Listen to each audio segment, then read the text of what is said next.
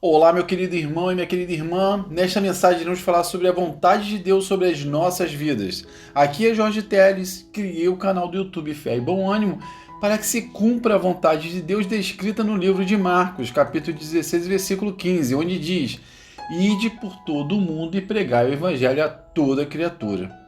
E eu desejo que esta mensagem faça você entender que Deus pode assumir o controle da sua vida e no final dela eu quero orar por você e pela sua família. Peço também para deixarem os pedidos de oração nos comentários deste vídeo. Mas antes de começarmos, já deixa aqui o seu like, pois isso ajuda o YouTube a divulgar a mensagem para muito mais pessoas. Se inscreva no meu canal, para isso clique aqui no botão abaixo, inscrever-se, e ao lado vai aparecer um sininho que irá abrir uma outra abinha. Você pode selecionar todas, pois isso irá garantir que toda vez que eu colocar um novo vídeo, você vai receber a mensagem. A mensagem que eu quero falar hoje é sobre a vontade de Deus. Falamos anteriormente sobre fé. O que é fé? Entendemos sobre as fases da fé, que são o crer, o esperar e o acontecer, onde eu irei detalhar. Crer. A fé é aquilo que cremos sem ver, mas na certeza do que os nossos olhos verão. O esperar. Entender o tempo para a realização não está pautado no tempo do homem, que é o Cronos, e sim no Kairos, que é o tempo oportuno para que Deus cumpra a sua vontade. E o acontecer, que é o cumprir a vontade de Deus, e com base nesse entendimento me sinto à vontade de fazer uma pergunta. Você confia na vontade de Deus sobre a sua vida? Para responder essa pergunta, primeiro temos que nos reconhecer como seres humanos. Entendemos que somos seres de vontade, de controle e imediatistas. Queremos que se realize a nossa vontade da forma a qual planejamos, ou seja, dentro do nosso controle. Para completar, somos imediatistas, pois queremos controlar o tempo, ou seja, o nosso tempo. E com base neste entendimento e reconhecimento de um ser humano, também queremos tratar Deus como se ele fosse um ser humano, onde em cada pedido nosso ele deverá cumprir metas e desafios. Estipulamos controle, o tempo e como ele irá realizar.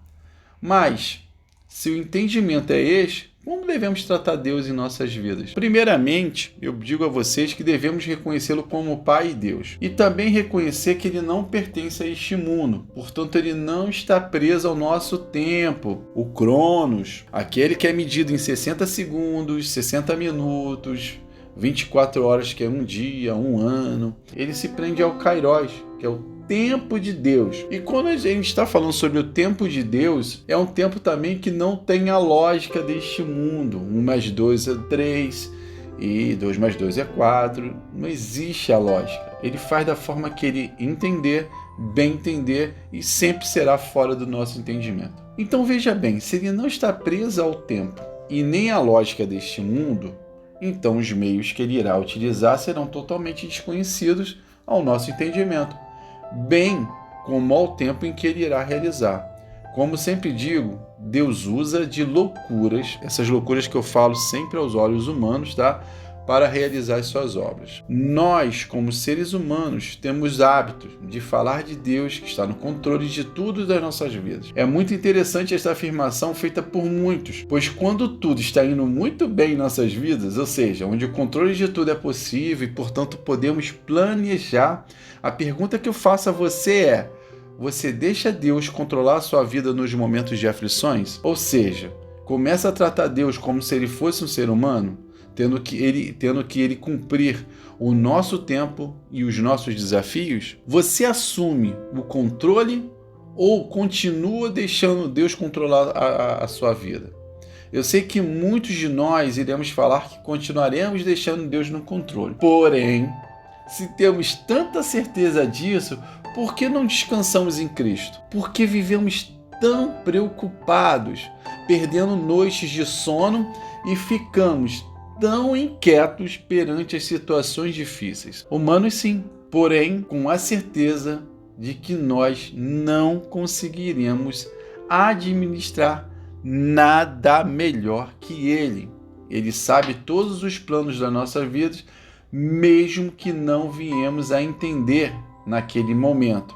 Mais à frente, com toda certeza iremos entender exatamente o que ele fez de melhor. Por mais ilógico, por mais que não entendamos, venhamos a entender o tempo que ele fez aquilo, mas iremos saber no futuro que aquilo foi o melhor para nós. Quantas vezes isso já aconteceu conosco? De você olhar para uma determinada situação, dar um desfecho totalmente diferente do qual você imaginava e depois de você reconhecer, realmente isso foi o melhor. Esse é Deus no controle. E eu quero fazer essa pergunta novamente sobre a sua vida. Quero que quem está no controle afinal? Você ou Deus? Com base nestas perguntas, vamos esclarecer como Deus age em nossas vidas. Não podemos esquecer que Deus possui o tempo dele e, principalmente, ele possui os meios dele de realizar os milagres. Se ele fosse fazer o que você deseja, já teria dado errado há muito tempo. Porque sempre deu errado para você quando você assumiu o controle. Por que seria diferente? Tem uma mensagem de Einstein que ele fala que a maior loucura é fazer as mesmas coisas esperando resultados diferentes.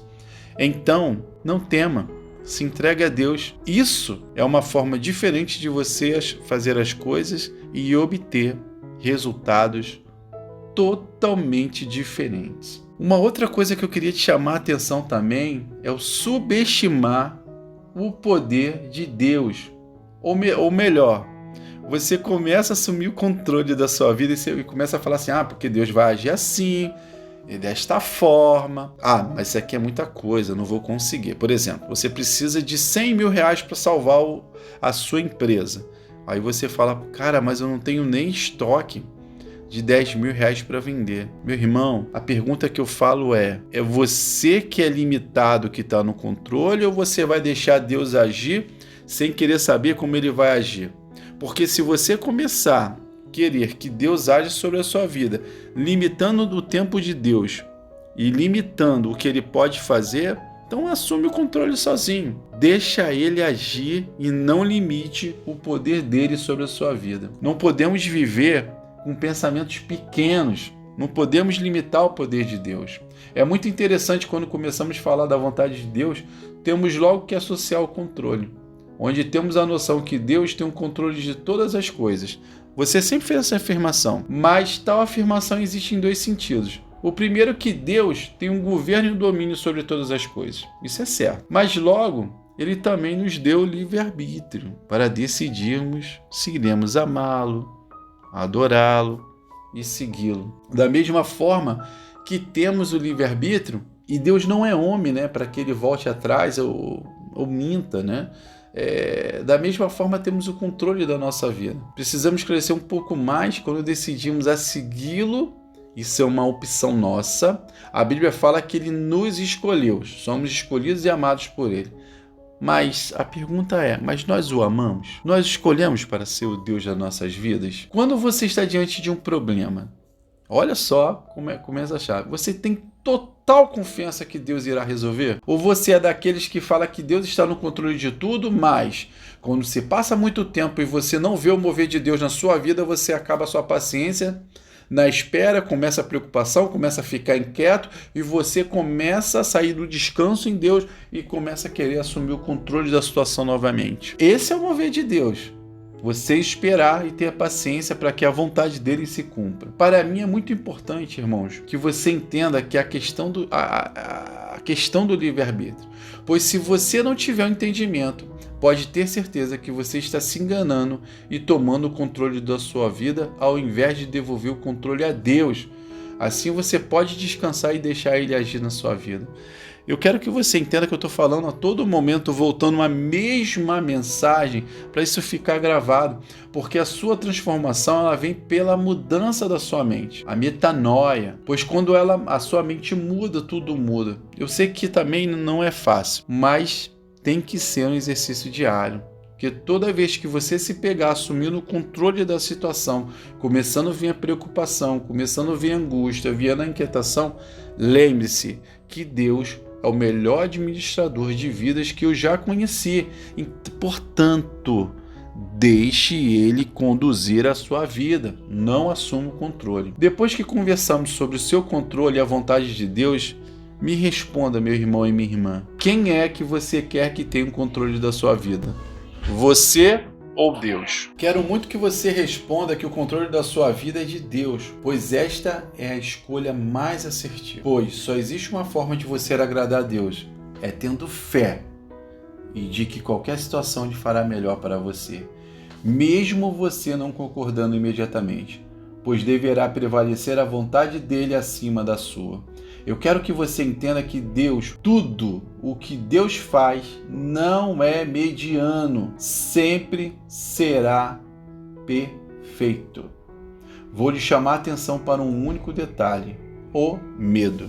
Então, por que vivemos com medo de tantas coisas? Pois se confiamos num Deus, por que temos medo? Será que é uma desconfiança de que Deus irá falhar com você ou conosco? O medo é uma desconfiança, isso é certo. Não há meio termo em um relacionamento com Deus. Ou você se entrega ou reassume o controle da sua vida. Não existe guarda compartilhada. Ou o controle da situação é sua, ou você coloca nas mãos de Deus e você descansa. Repito, é um exercício diário. Encerrando a mensagem, sabemos que temos o livre-arbítrio de decidir se iremos escolher que Deus assuma o controle de suas vidas, das nossas vidas, ou sigamos assumindo o controle dela. Lembre-se, não existe meio termo. A vontade de Deus é soberana e sempre é boa, perfeita e agradável. Muitas vezes não iremos entender de imediato, porém, muitas das vezes também iremos entender com o passar do tempo e iremos ver que foi a melhor solução. Quando vivemos desta forma, ativamos alguns sentidos em nós: a paciência, a resiliência e a maturidade. Esses são exercícios diários que devemos fazer para descansarmos na graça e no cuidado de Deus. Creia e tenha certeza de que Ele é o melhor administrador de vidas que eu conheço e que você já conheceu, o nosso Senhor Jesus Cristo. Vamos orar pela sua família? Pai, no nome de Jesus Cristo, eu entrego a vida deste irmão e da sua família.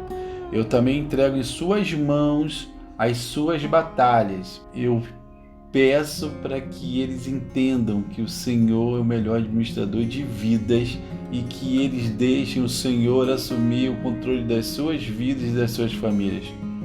E que neste momento haja transformação e que o Senhor dê sabedoria para se tornarem melhores pessoas e que a sua confissão de fé seja sempre que o Senhor é o Salvador de suas vidas.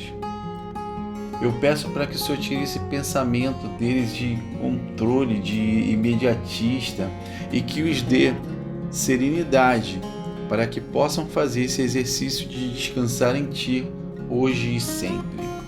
Para que todos esses problemas em que hoje eles se encontram, de enfermidade, problemas de escassez financeira, transtorno de ansiedade, depressão, desunião familiar, possam ser resolvidos mediante mediante a permissão deles, para que o Senhor tenha controle da vida deles e que eles possam enxergar a transformação em suas vidas através do seu agir e do seu mover sobre a vida deles, mas que eles entendam que o Senhor já nos deu todos esses pedidos pela sua graça e só temos uma forma de agradar a Ti, Pai, que é tendo fé para recebermos esses milagres e que eles possam acontecer nas nossas vidas e na vida do nosso irmão.